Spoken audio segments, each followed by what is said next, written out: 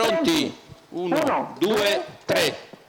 Buono questo segnale con veloce a stecca di Imar, al suo esterno c'è già Zico che punta in avanti e ottiene strada. E così Zico al numero 3 Caseri squalificato. A stecca di Imar, la numero terza posizione 7 Donata Indal squalificato. Font, partito molto bene dal 9, poi Venanzo Jet 15,9 per i primi 200 metri di corsa. C'è stata anche qualche rottura nelle retrovie, così rimangono in 7 in fila indiana quando si viene al passaggio dei primi 400 metri di corsa. 400 in 32,1. All'avanguardia rimane Zico che precede a stecca di Imar, la terza posizione per Bacigalupo Font che è avanti a Venanzo Jet, quindi ancora Black Beauty Key che precede Eclair Magic, First Love ML, dopo 600 passati in 48,8.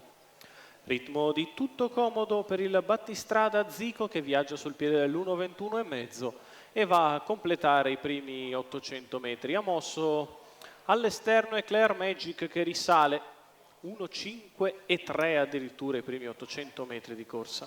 Riscaldamento il primo giro di Zico che precede sempre a stecca di Imar, di fuori Eclair Magic con in scia First Love ML e se ne vanno i primi 1000 di gara in 1,22.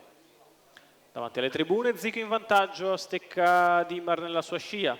Eclair Magic che a spesa 0 è arrivato a lato del battistrada, poi First Love ML, Bacigalupo Font va a fare la terza pariglia Black Beauty Key chiudendo in corda Venanzo Jet, la retroguardia il rimesso Coschive. 15,4 davanti alle tribune, inizia ad accelerare in progressione il battistrada Zico che completa la piegata di destra in 15,1.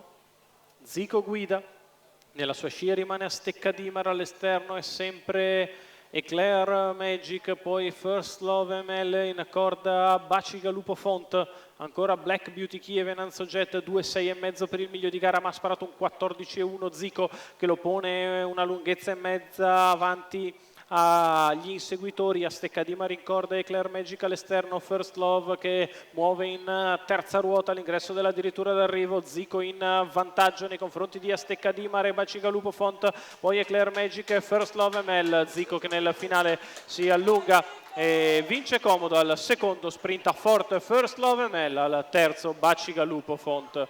29 ad arrivare, 1,18,2 il dozzinale ragguaglio cronometrico, c'è 58,2 e tanto basta per Zico e Salvatore Luongo per vincere nettamente. Andrea Vitagliano al training, la proprietà della scuderia El Ra, facile assunto del numero 10 dello schieramento. Zico, Salvatore Luongo a segno con punteggio a 10 al secondo.